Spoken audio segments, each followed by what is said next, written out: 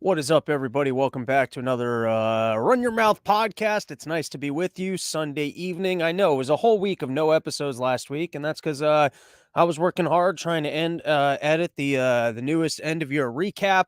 Likely the last one of those I'm doing. So go enjoy it. Do me a favor. If you're just a listener of the podcast on the Spotify's, on the Twitters, on the SoundClouds, wherever you guys are listening to this thing, if you haven't already, go check it out. There's got 5 parts, and might put out a unedited version for the podcast people, because I think you guys might appreciate the narrative I was going for. But for general consumption, I took out everything that didn't get bigger laughs. So go check it out. I enjoyed my weekend. It was nice actually being off, which I haven't done in a while.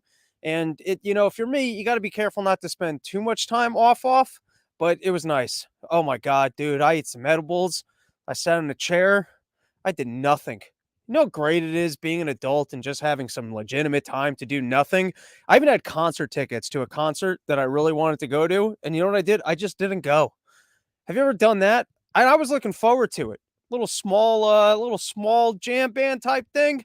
I was like, oh my God, these guys are playing in my area. I got a night off. I was like, I'm going to do Molly. I'm going to do all these things I never do. I'm going to go. And then I was like, no, I'm going to do absolutely nothing. And I enjoyed all of my time of doing nothing. But now it's time to get back to work.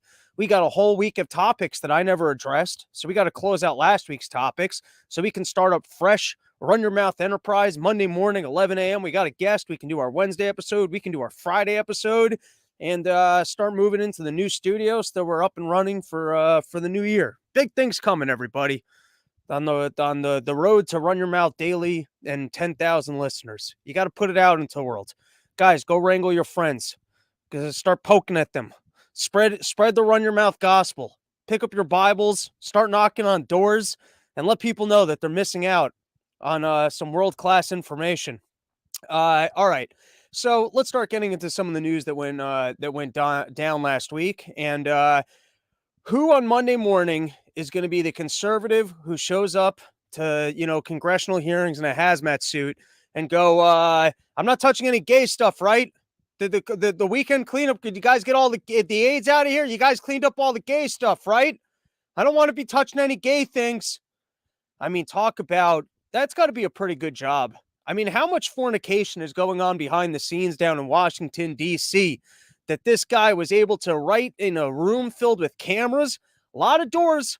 I mean, how casually can you be at your job that you can be that far away from here? You ever even just use a bathroom where you're too far away from the door and you're like, couldn't you have just put the door closer to the toilet so that if by chance that lock is not a good lock, I can preempt this situation. I can put my foot there. Even worse is sometimes you even see bathrooms that let you know that the lock's not working, and then you've got the giant gap between the door and the actual usage of the bathroom, and you're like, we spend our entire lives in small apartments, in places that you're like, I wish there was more space.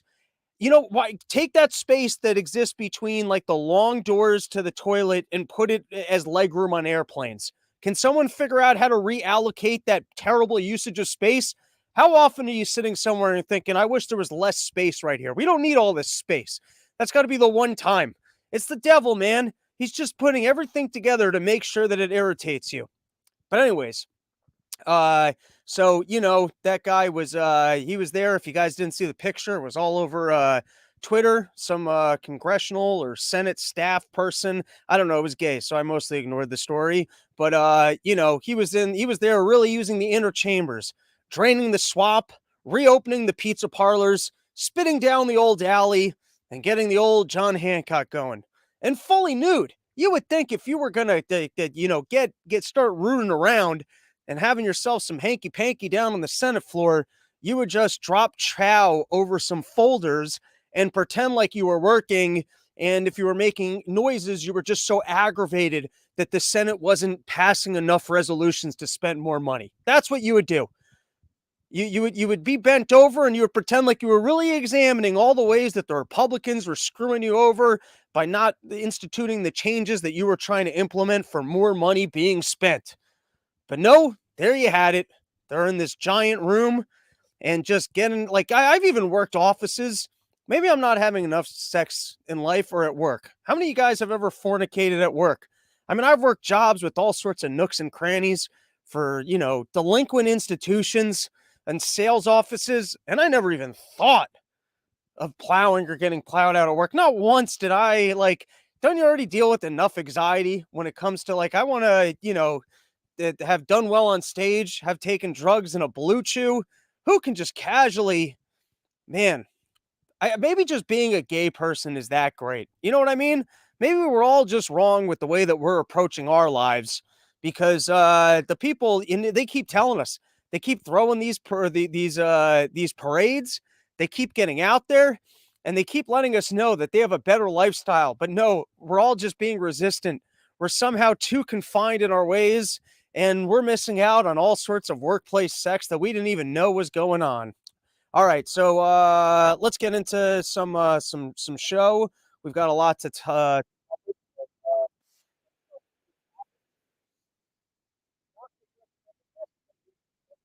hub.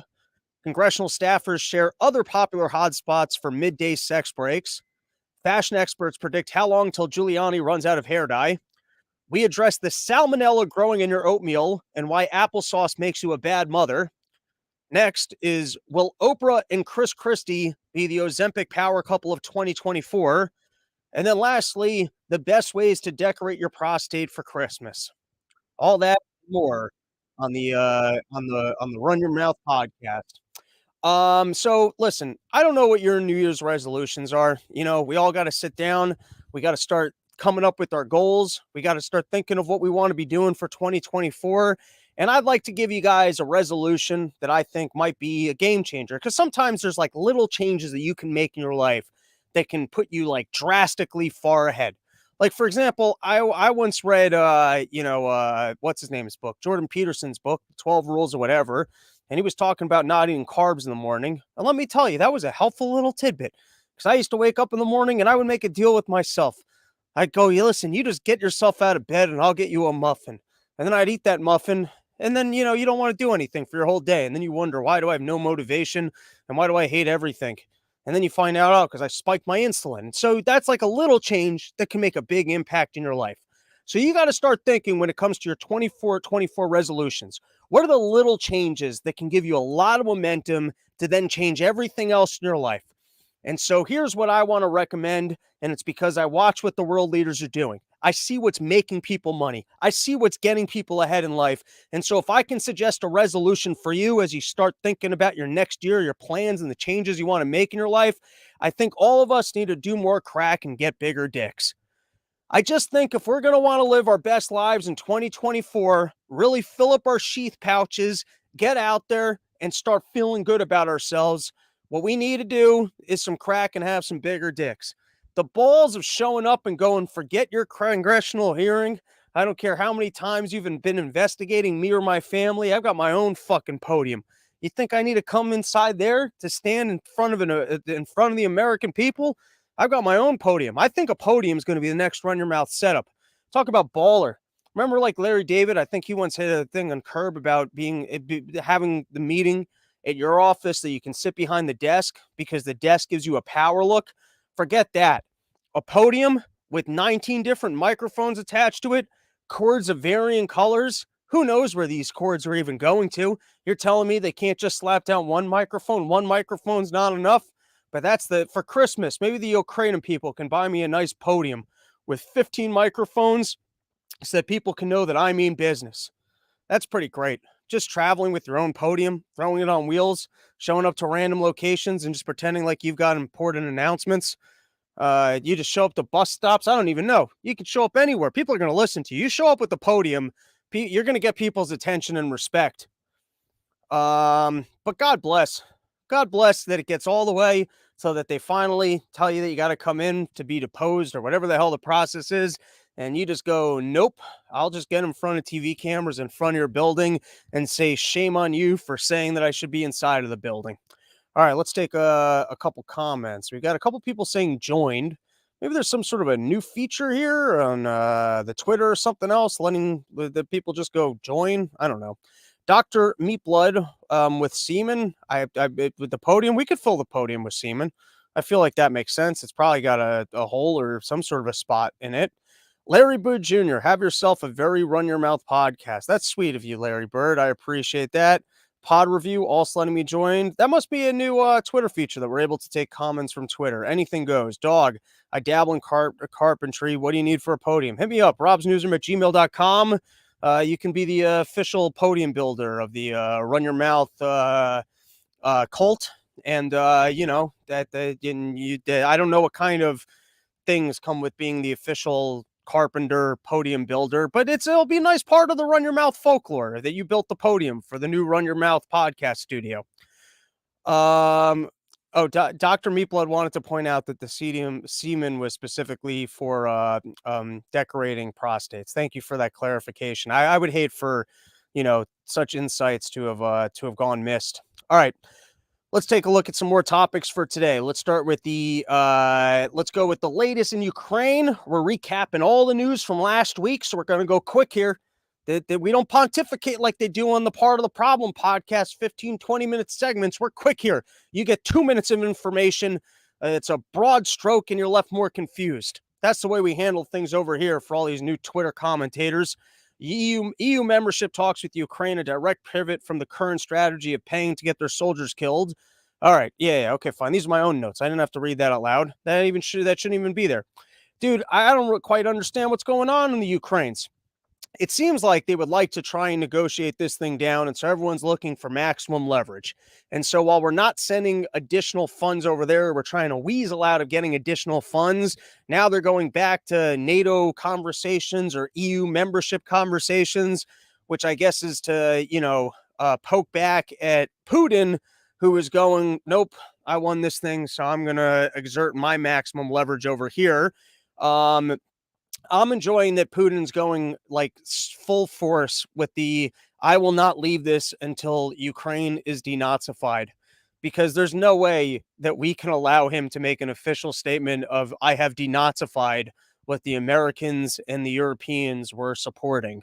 But who knows? Maybe Zelensky's got to turn over all the Nazis that he's been working with, and then they can finally call it a war. What are your guys' predictions at this point? Do we think we're coming to the end? Do you think it's as it's an election season, we can't continue to send money over there? We have to finally realize and accept our losses, and realizing that, there's no way to convince the American people that Putin's going to go and take all of Europe, and there aren't too many more Ukrainians that we can even get killed. Or do you think we're in this in the end, and 20 years from now, there's still just going to be a little bit of a fight going on the Ukraine border? You guys are in the chat. You can tell me what you think. Next is we've got the impeachment inquiry is ramping up. You had Biden. He didn't show up. I find the whole thing has been boring to me. It's like, yeah, just give me the firm evidence already about how, China's been bribing the Biden family and how Joe Biden's been directly involved. And, it's taken a long time of teasing that they were going to go after these people, that they were going to actually start impeachment proceedings, which would give them better access to all of the presidential financials. And then they'd finally be able to bust the guy for what they say has already been blatant financial crimes. You got to quit teasing the story. I need some closure here. I can't keep constantly living my life in this soap opera that seasons are going to come to a conclusion that they never do. I think that was a Tim Dillon thing about that. We all see this, like there's going to be conclusions, and then there just they never actually come to a conclusion. Pre-election, the interest rate is going down. You guys loading up on bonds before we move away from this 5.5% interest rate? Do you think that inflation was over? Do you think that the government can start pumping monies back into these things, sending the stocks back to the moon, sending the Bitcoins back to the moon? They're going to reverse from quantitative tightening back to the quantitative easing. Hey, listen, we need this economy to be booming. And so I don't know. I guess they're going to go. They're already talking about maybe 3, 4, 5 interest rate cuts next year. Do you guys actually believe that inflation has tamed, has cooled itself to a point that they can get themselves back into some inflating up some bubbles? Where do you guys think that is going? That was I thought they were going to continue tightening a little bit. I thought that inflation had made its way to the mainstream where people were actually talking about it. where it might even be a contentious point in the elections of, hey, look at all the things that you've done, look at all the money that you've spent, and look at how people, your common people, can't afford things because you're robbing them through inflation. But we're reversing course. I guess they want a hot economy coming into the election season, and they don't care if we end up seeing more. I guess what they'll claim once again is just temporary inflation. Hey, listen, just be happy that you guys all have jobs. And since everyone has so much money, they're all trying to spend the money. And that's why things are getting more expensive. But that's a win because everyone has more money to go and spend. Don't you feel better about the fact that you and all your friends have more money to spend and everyone has jobs? Look at that. If someone wants to come over here right now, I don't know what just happened to my camera, but you could get jerked off so quickly. Look at those skills right there. If someone was standing right there, you telling me that's some spit on that and have a good time. All right, let's reset the camera real quick.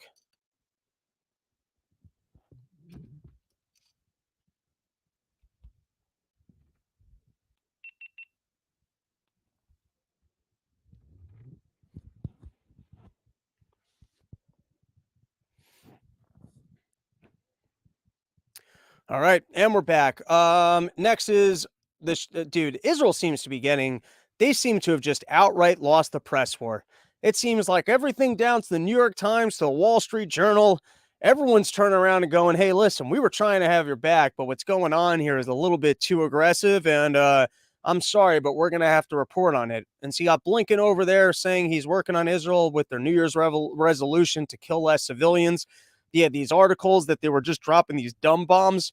They're pretending like they got leaflets, like they're targeting specific assets because they think they're worthwhile because of all the terrorists are there. And then you find out, I think they're just indiscriminately bombing. I thought the most damning thing that came out last week, we did talk about this on the Part of the Problem podcast, but it was in the New York Times where they were talking about that Israel has been sending cash to Hamas. And the reason that they were sending the cash to the Hamas people is, I guess, the concept was that if the leadership was at least able to have enough cash on hand to run their daily affairs, pay off this guy, pay off that guy, keep a school open, show up, have meetings, and do all these things, well, then they would basically be able to bribe them into peace. Hey, listen, you guys can remain in charge. Your leadership can have your money. Everybody wins. To me, this is the most damning thing I've heard because the whole Israel storyline was we can't send any assets. We can't work with these people. They're a terrorist organization. We hand them water. They're going to turn their tubes into missiles for us. And so while that's going on, you're actually working with the leadership and you're handing them the most fungible of all items. You're handing them cash. You're handing cash to the leadership while pretending like any resources you make available to the area will be instantly seized by that same leadership and not allowed to be used by the humans, by the citizens. Seems pretty damning. This was an interesting one, and it's going to be a topic more for next week. But Elon Musk Starship contracts. I've been over here saying I can't get a fair read on this Elon Musk guy. I feel like he's the other side of the deep state, and luckily he cares about free speech, and that's a win for us. But that he seems to be too involved in the government contract game. He's too in with the mob to possibly have enough leverage on all of them to actually be a free or noble man. I can't say that for fact. It's just my guess about the way the game is played on a higher level. As proof against that, there was this interesting storyline of government was, I guess, trying to make money available so we could get internet to people in rural areas. And then they had to retract that when Elon Musk's Starship, or whatever his internet thing is called, was actually the best available option, and he would have got that government funding. And then your cable companies turned around and said, hey, that was supposed to be free money for us to not actually do anything that would help anybody. We can't actually be sending that money to a product that actually works. That's not the way government handouts are supposed to work. The way government handouts are supposed to work is that we're supposed to be paid unbelievable lucrative contracts for windmills that never get turned on. I remember once seeing the staggering figure of like $55,000 a household for like rural areas to have better internet access. And you're like, that's more than the house is even worth. But there you go. Government contracts for you. All right. Before we move into some other topics, once again, if you guys are watching on Twitter, you're watching tomorrow on the Spotify, you're watching on your iTunes, please go to YouTube, Robbie the Fire, all one word. You can check out my end of year recap for 2023. Cut it down. They're very easily consumed chunks. You can even go down the entire archive. You can watch. This is the fourth year of me doing this. You can see all the coverage of the coronas from the first year that it happened to before they rolled out the vaccines to demolishing what the vaccines were all about into this year, covering money being wasted by a government on walls that will never be built and how government isn't even good at creating propaganda. It's likely the last time that we're going to do it. So, enjoy it. Give it a nice comment. Give it a thumbs up. And then likely next week, I will roll out the audio of the full show. Not going to put that up on YouTube for general consumption because if I'm standing on stage with the mic, it's scary. I need everyone to think I'm really good at jokes. You got to cut out all the jokes that didn't work. But I feel like some of the jokes, they didn't quite groove because I did them once, but there was like a valid narrative there that really was showcasing some of the government ineptitude and what I thought were the funniest stories of last year of just incredible colossal failures of our growing centralized government. But go check it out, rate, review, subscribe. And as always, thank you to Yo Kratom, the greatest of all comedy sponsors, home of the $60 kilo. And if you're not into the Kratom products, you got to go to yodelta.com. And maybe you'll have a weekend off in the future where you could do nothing but sit in a chair, eat their gummies, drink some whiskey, and enjoy some good old solitude time before you start putting things together for next year. You get turn around. It's 3 months later. It's porch tour, and you're like, shit. I need new jokes. All right. Here's another interesting story. Judge pauses Trump election case amid appeal of immunity issue. So for some reason, Trump didn't want to get this expedited. I think he wanted to sit on the sidelines the entire time and go, hey, this thing's ridiculous. I'm immune anyways. You can't prosecute me for things that I was doing as a president. Elections are part of the job of the president is to oversee elections. So if I was questioning that there was fraud involved, that's part of my responsibilities as president. And so therefore, I'm immune from this entire case. For some reason, though, I don't understand why Donald Trump wouldn't want that one expedited. I would think that getting that one expedited, you might actually even end up off the hook. It's so weird to me, though, that Jack Smith would play this card now. Why is it 2-3 years into your investigation would you be first finding out if a guy could even be guilty of the thing? Are you telling me that you might have been wasting our time for the last 3 or 4 years? I mean, if you would think that the guy might be immune to the entire thing in any capacity whatsoever, firstly, you're not like a government agency where you're writing up a report. Like, I understand that, where you're like, hey, we're not allowed to try the guy, but here's the report of everything he did, and I guess we want the American people to be aware of this. And I guess that's even what they tried to do with that propaganda piece that they were doing of Liz Cheney on the news every day, showing us select footage from January 6th and pretending, like the masses of people showed up colluding with Donald Trump to intervene in our election cycles. They cherry-picked their videos. They put on the best propaganda they could, and the ratings fell, and nobody cared. It didn't. I mean, I guess it pushed forward the DOJ investigation, maybe. But here you have Jack Smith, and he's actually now going to the Supreme Court to find out, hey, is any of what we're doing have any weight or relevance, or is this guy immune to this prosecution anyways? How is that not the starting point? And if it turns out that the guy is immune from it, I don't know. Does Jack Smith have to pay back the money he got paid for the last 3 years to run a meaningless investigation? Or did they push it as far as they needed, where they're like, we're just going to drum up all the news headlines that we can. We're going to try and force this guy out of the election. We're going to threaten him that he's going to end up with jail time, with this prosecution, with that prosecution. We're going to show up to his house. We're going to take the files. Is that what this whole thing was? It was just, hey, intimidate this guy down to the last very second. And then just if it turns out that we couldn't even do this, we couldn't even do it. Now, I guess it's unlikely for it to get thrown out. I don't understand why Donald Trump wouldn't have been more in favor of the Supreme Court looking into this. I would think that sounds like a win. I don't know. I guess Donald Trump was looking the whole time to go, hey, this is fraudulent. It's against the Constitution. And then even if he got in trouble for it, still have the deniability that if the Supreme Court looked at it. Now you got some weirdness over at the Supreme Court of, I guess, their ability to choose these cases. And so on this one, for some reason, they're acquiescing to Jack Smith, who goes, hey, I need this one urgently. You guys work for me. And the Supreme Court going, all right, we'll take a look at it. Next up. Oh, no, this was on the same thing. So there's another aspect of this that's coming into play, which is the obstruction charge that apparently they got a lot of people from January 6th on. And so technically, I guess if you obstruct a public procedure, that in itself is considered a crime. And now I'm not a lawyer. I'm giving you guys the broad strokes of what I'm seeing here and the nonsense that is our entire system. But I guess because of what happened at Enron, they said that by shredding the papers, that was also, I guess, an obstruction charge of that. But to me, like, the obstruction thing is nonsense. Like that's like, I'm not supposed to have to participate in you finding me guilty. The problem is that I committed a crime. It's like if I killed a bunch of people and then I store them in a place and then I unplug the cooling systems that the bodies will rot. The problem is not the rotting bodies. The problem is that I killed the people.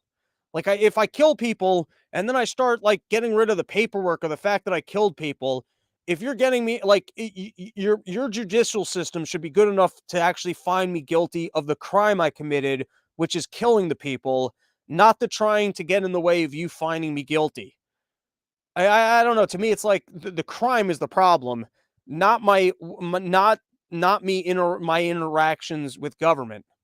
And everything in government is considered official. So it seems like a very loose thing. Supreme Court will review challenge of scope of obstruction law that Trump is charged with breaking, which could also, affect a lot of people from January 6th who went to jail on these obstruction of an official proceeding. Doesn't that just sound very loose? Like if I rip a giant fart at an official proceeding, can I go to jail? Is that the hey? I just obstructed an official proceeding. What is legally considered an obstruction and what's considered an official proceeding? What about that guy who pulled the fire alarm that clearly was like labeled and then said afterwards that he tripped or whatever that nonsense was? So can he go to jail for a period of time for an obstruction of an official proceeding? Doesn't it? It just seems like a very loose way to be able to find anybody guilty. The federal charge of obstruction of an official proceeding carries a 20-year maximum sentence. That's a pretty long sentence, too, and is one of 4 felony counts that Trump is facing in his own Washington, D.C. criminal case. Another count charges him with conspiring to violate the obstruction. That's the other charge, is conspiring. It's not just that he violated the bullshit obstruction law, but that he also conspired to violate it. So that he could go to jail for 40 years. Or does conspiring to violate the law fall away if you also violated the law? All right, let's take a moment to thank our other sponsor for today, sheathunderwear.com. Guys, it's Christmas season. I'm sure you got some gifts that you still need to buy. You've got loved ones in your life. And listen, they're probably wearing old ratty underwear and they don't realize how much better their life could be if they got into the most comfortable underwear that's ever graced the balls of man. Sheath Underwear. Use promo code RYM. You get 20% off. Guys, let's go show Bobby the bank that the Run Your Mouth loyal listeners love themselves some fancy underwear. They love pouches for their balls. They love a wiener hole that they could put their wiener into. They love having that elasticity that lifts up their buns, that shows off their glute muscles. Or what's the muscle in the front? What's that muscle? Whatever that muscle is. The one that you get real good when you squat. Pads up your wiener so it looks nice and fresh. Guys, sheathunderwear.com. Use promo code RYM. You get 20% off the greatest underwear that's ever graced the balls of man. All right. Next story. We only got a couple more, and then we're going to be back to tomorrow with a whole new episode. Got a guest on to talk about why windmills are failing us. Israeli hostages mistakenly killed by IDF were waving white flag. But the Israeli army, they went, oh, look, civilians. How many civilians I mean, how bad is the Israeli army at not killing civilians if they manage to kill their own hostages who are waving white flags at them? Sounds to me like whatever your protocols and procedures are for trying not to kill civilians must be pretty bad if you manage to kill your own hostages who were there waving white flags at you. Rudy Giuliani ordered to pay $148 million to defamed election workers. How are election workers worth this much money? How is it possible that claiming that anything that went wrong in an election can get someone damages? How much profits are in, I guess, working at elections that saying that you did a bad job with the elections can get someone $148 million? I'd like to know. What is the Dominion contract worth that they were able to get $1 billion or whatever that judgment was from Fox News? What was it, 1.2 billion or something? Or in this case, $148 million? I got to get myself insurance and when maybe start taking what I say a little bit more carefully, because everyone's turning around going, I was defamed. We live in a world now where everyone cares about everyone's feelings so much that they go, oh my God, you were home sad because someone made statements about you. And then somehow, I guess you get your friends to call you up and make threats. You got to have some threats in there. You want a good payment, you're going to have to come up with some threats. Also, Rudy Giuliani said so much nonsense the entire time. Who was actually I guess who was actually convinced by Rudy Giuliani's words that they were harassing these two people to the extent that they were actually awarded damages of $148 million. I haven't seen much coverage on this other than just to see that the guy lost the case and owes $148 million. But I'd be curious to know what the actual damages are that they, 140, that's a nice little payday. This I saw in the New York Post, but apparently a single night of binge drinking is more likely to cause liver disease than a few drinks spread across the week. That's from a new study. And my takeaway from that, it's because people aren't practicing during the week to get their livers ready.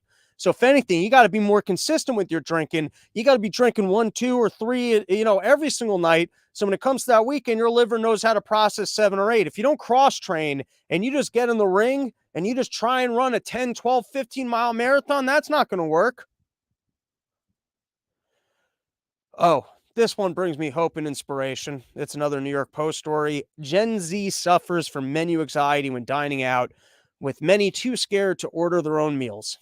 Guys, there's going to be a way that we can take advantage of the next generation. Just think about, these people love Taylor Swift.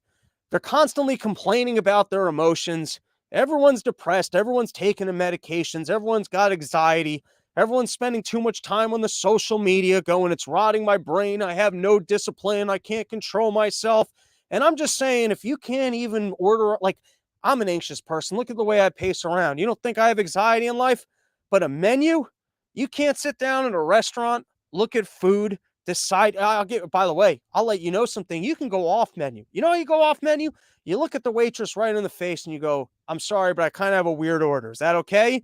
And that always intrigues them. They actually smile. They're like, give it to me. What's your weird order? And then the weird order, it's never as weird as you go, listen, I'm looking for, I want 2 hamburger patties.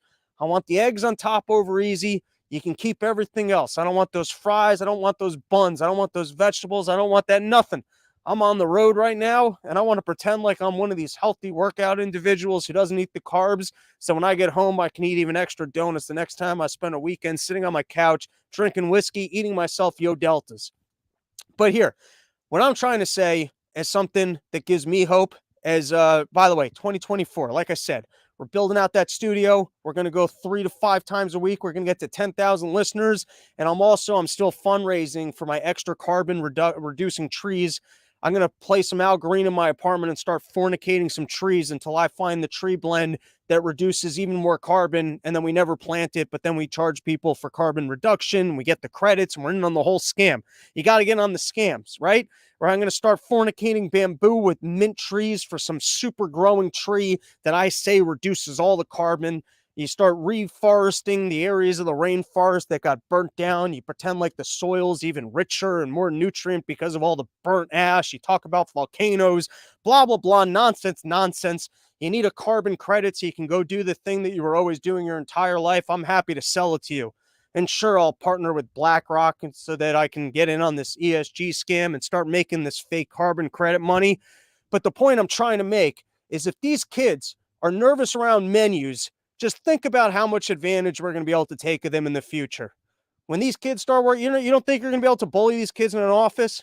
If you can somehow get yourself into middle management, as more of these kids pour into your office who can't make any decisions, who are walking around as nervous wrecks, I'm just telling you, there's going to be a way that we're going to be able to lord over these people. So just like, I know that there's a hump right now. There's inflation. Things look grim. You got to deal with these kids who are complaining about everything all the time. They're bringing woke nonsense into the office. They're ruining Bud Light. They got weird tastes and interests. And for some reason, Taylor Swift is popular. A lot of this is confusing. But my takeaway is if these people are this stupid, there's got to be some opportunities in the future to take advantage of them. Okay.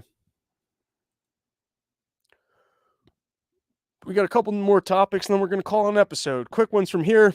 This is the last one that we're doing. Oh, no, we got one more that's YouTube safe, and then we're coming down from YouTube.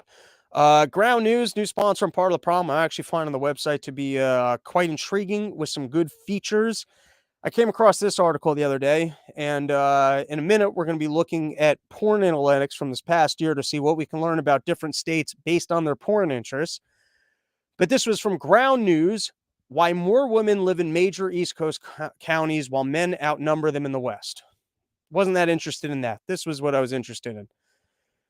Communities with more men tend to have earlier marriages, while women in areas where they outnumber men are more likely to live with a partner without marrying, often to less educated or lower earning men. Okay, now listen. I think a lot of people are happily married. They love their mothers. They got their girlfriends. They got their things. And everyone that's in a relationship, we all rather be in nice, kind, loving relationships, maybe. I don't know. But for people outside of relationships, trying to find relationships, I feel like there's always on the internet a little bit of an animosity where it's like, I'm on team men, you're on team women. The women are at fault. The men are at fault. The women are dressing slutty. The women are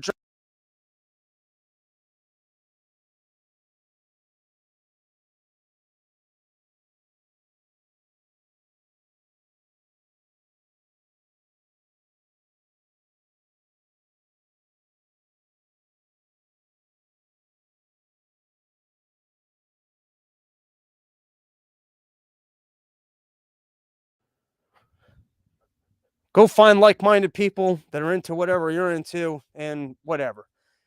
But I read this. I'm going to throw it out there to you people. Curious what your thoughts are. But this was communities with more men tend to have earlier marriages, while women in areas where they outnumber men are more likely to live with a partner without marrying. So specifically when it comes to, I guess, marriage, does that sound like women are more at fault for, I guess, like, because it almost sounds to me, let's just say love is when you find an equilibrium of feeling like you're lucky to be with the person that you have found. Let's just let maybe that's overthinking, underthinking it, but let's just say that that's like the equilibrium, right? So now let's say you're in an area where there's what was this? Communities with more men tend to have earlier marriages. So I guess that means that women have more selections that they can make. You know what? I forgot what my thought was on this. I had something. I ate edibles all weekend. I forgot what my thought was here. We'll come back to this because I had a thought on it based on scarcity and other things, but I lost the thought. So we'll come back to it another time.